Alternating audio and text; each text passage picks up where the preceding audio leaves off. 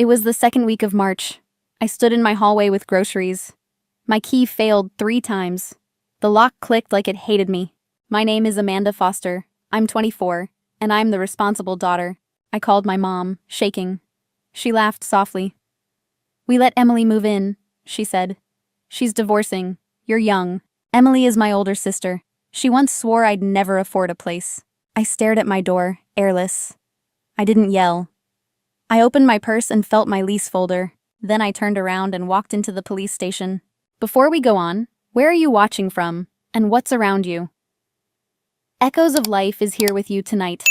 I work as a dental hygienist in a busy downtown office. My days smell like mint paste and disinfectant. I smile all day, then count tips and overtime hours. 3 months ago, I found this apartment by accident. The rent was low because the place was ruined. Peeling wallpaper, a broken bathroom fan, a kitchen light that flickered like a warning. I signed the lease anyway. It was my first place that was truly mine. Not a couch, not a childhood room with rules. Every weekend, I rebuilt it line by line. I scraped wallpaper until my wrists burned. I painted until my hair smelled like primer. I hauled trash bags down 4 flights of stairs.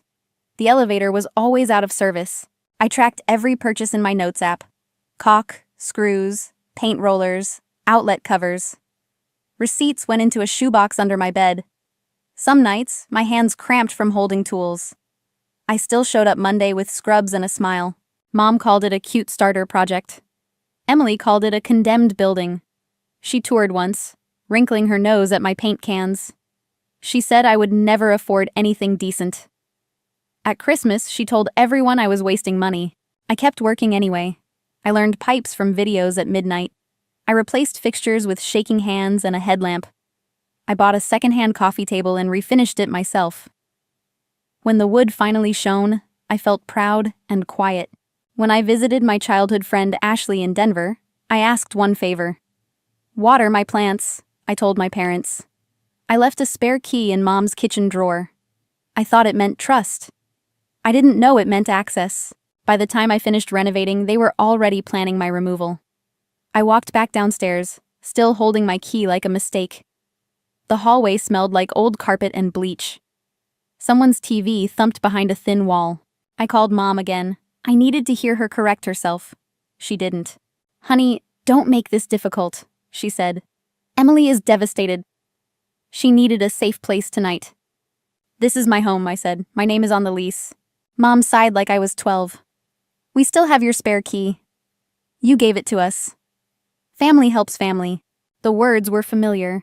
They always sounded warm. They always landed cold. I stood there with grocery bags cutting my fingers. I pictured my fresh paint, my new cabinet pulls, the little basil plant on the sill. "Did Emily change the locks?" I asked. "Yes," Mom said, too casual. "Your old lock was sticky anyway." I felt my face go numb. She had planned it. Not just the move, the replacement. "Come stay with us," Mom continued. "Your room is ready." My old room was Dad's office now. A desk, a printer, a door that never fully closed. I didn't say that. I didn't argue about love. I asked one practical question. "Did you tell the landlord?" I said. Mom laughed. "Why would we?" "It's a family thing." I ended the call. My phone buzzed again. Emily texted, "Stop being dramatic." Then, "Mom said you'd understand." Then, "You're selfish." I stared at the messages until my eyes burned. My building's lobby clock ticked too loud. I could hear my own breathing. I opened my purse. My lease folder was still there. My name. My unit number. My signature. Black ink that meant something. I walked 6 blocks to the police station. The wind smelled like rain and exhaust. My sneakers scuffed the sidewalk with every step. Inside, it smelled like burnt coffee and floor cleaner. A radio crackled behind the front desk. "I need to report a break-in," I said. My locks were changed. Officer Janet Reeves looked up. Her eyes were tired but steady. She asked for my ID and paperwork. I handed over my lease without shaking. She made calls. She typed. She didn't ask me to be flexible. She didn't say, "But she's your sister." She just said, "Okay, let's handle it." For the first time that night, I exhaled. I realized my family didn't want my peace. They wanted my compliance. If this happened to you, what would you do next? Comment 1 if you'd step back, keep the peace, and handle it quietly. Comment 2 if you'd protect your home, document everything, and call for help. Less than an hour later, we were back at my building. Officer Janet Reeves walked beside me to my door. Reeves knocked once, firm and professional. I stood behind her, gripping my lease folder. The door opened. Emily stood there wearing my robe. My stomach dropped at the sight. Her eyes flicked to the badges. Then she stared at me. "Amanda, are you kidding?" she said. "Ma'am," Reeves said, calm. "Do you have legal permission to be here?" Emily lifted her chin. "My family helped me move in," she replied. "My sister understands." "I never said yes," I cut in. "I found out tonight." Reeves asked her to step aside. The door swung wider. My living room looked rearranged, like a stranger lived there. Boxes lined my hallway. Takeout containers sat on my counter. The air smelled like wine and cold grease. My refinished coffee table had a dark ring stain. A single careless circle, right in the center. I felt heat rise, then settle into focus. Emily followed my eyes and shrugged. "It's furniture," she said. "You're always so intense." Reeves looked at the new lock hardware. "This was changed," she said. "Who authorized the locksmith?" "My mom," Emily answered fast. "She had the spare key." Reeves turned to me. "Is your name the only one on the lease?" "Yes," I said, and handed it over. She read the page, then nodded once. "Ma'am," she told Emily, "you need to vacate." Emily laughed, sharp and disbelieving. "We're family," she said. "You can't kick me out." Reeves's tone didn't change. "This is an illegal eviction," she said. "Changing locks without consent is unlawful. You have no right to occupy this unit." Emily's face drained. She looked at me like I'd done the crime. "You're jealous," she hissed. My phone buzzed in my pocket. Mom's name lit the screen. I answered on speaker. "Amanda Rose Foster," Mom snapped. "The police called your father." "What have you done, Mom?" I said, steady. "Emily broke into my home. She changed my locks. She moved in without asking." "She needed help," Mom insisted. "You're young. You can start over." "Then offer her your house," I said. "Not mine." Reeves's body camera beeped softly. She photographed the lock and the moved furniture. She asked if I wanted an incident report. "Yes," I said. "And I want to press charges." Emily's mouth opened, then closed. "You can't," she whispered. "Not to your own sister." I looked at my fresh paint and scraped knuckles. I felt the lease folder warm in my hands. "I'm not doing it to my sister," I said. "I'm doing it to an illegal eviction." That's when I realized boundaries are also locks. Emily packed like she was angry at the air. Clothes went into bags without folding. Zippers screamed. Officer Reeves stayed near the doorway. Her body camera blinked. She asked me to document damage.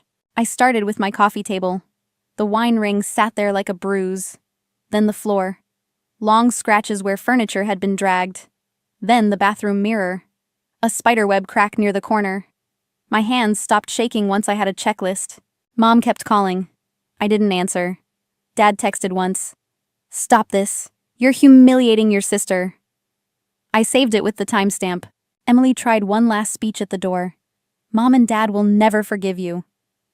I didn't raise my voice. "I can forgive myself," I said. "That matters more." After she left, the hallway went quiet. Reeves handed me a card. "Incident report will be ready tomorrow." She looked me in the eye. "Change your locks tonight." A locksmith arrived within 20 minutes. His name was Roger. Gray mustache, steady hands, no curiosity. His drill whined. New keys clicked clean. "Family dispute?" he asked. "Something like that," I said. He nodded like he'd seen it all. "People think family means free access," he said. "Property too." That night, my phone lit up nonstop. Aunt Patricia called me selfish. A cousin texted prayer hands. Mom left a voicemail about forgiveness. I didn't delete it. I didn't reply. I made a folder on my laptop. Documentation, screenshots, photos, voicemails, dates. 3 days later, I met an attorney, Lawrence Meadows. Small office, stale coffee, thick files. He read the police report slowly. "This is straightforward," he said. "Illegal eviction. Breaking and entering. The lock change shows planning." He slid the paper back to me. "You're not overreacting.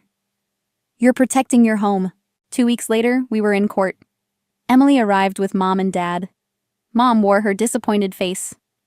Dad avoided my eyes. Emily's lawyer called it a misunderstanding. Lawrence didn't argue. He showed my lease. He showed my phone records. No contact with Emily for 3 weeks. He called my landlord, one authorized tenant, me. The judge ruled fast. Repairs, locksmith, legal fees, and damages for illegal eviction. Over $80,000. In the hallway, Mom cornered me. "You ruined her life," she hissed. I kept my voice low. "She ruined my home," I said. "If a stranger did this, you'd call police." Mom said, "She's family." I answered, "Family should treat me better than strangers." Dad followed me to the elevator. He looked smaller than I remembered. "It's complicated," he murmured. I pressed the button. "It isn't," I said. "Rules either matter or they don't." They wanted me quiet again. I chose to be clear. 6 months later, my key still turned on the first try. That sound became my breathing exercise. I replaced the cracked mirror. I refinished the scratched floor. The coffee table wore a coaster-like armor. I installed a small camera above my door. Not for drama. For certainty. Some nights, I still checked the deadbolt twice. Then I stopped shaming myself for that. Trust doesn't regrow overnight. Mom sent one birthday card in September. No apology. Just a verse about forgiveness. I filed it in documentation. Emily blocked me everywhere. The silence was meant to punish me. It ended up protecting me. At work, Jennifer started packing extra snacks for me. She'd leave them in the break room fridge. "Eat," she'd say. No speeches. On Thanksgiving, I sat at her family's table. Turkey, cheap candles, laughter over bad jokes.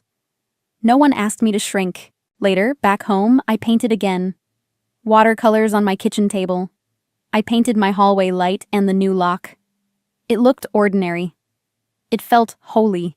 Sometimes people still messaged me. "Be the bigger person. Let it go." I didn't argue. I just didn't open the door. I learned a clean truth. Love without respect is just access. And access is something you can revoke. My family never admitted what they did. They just stopped calling it a crime. That was their version of peace. Mine looked different. Mine was a quiet apartment I earned. Mine was keys I didn't loan out anymore. I didn't lose family. I lost my role as their spare key. If this story resonated with you, please like, share, and subscribe. Echoes of Life is here for the ones rebuilding in silence. More stories are coming, where boundaries become freedom.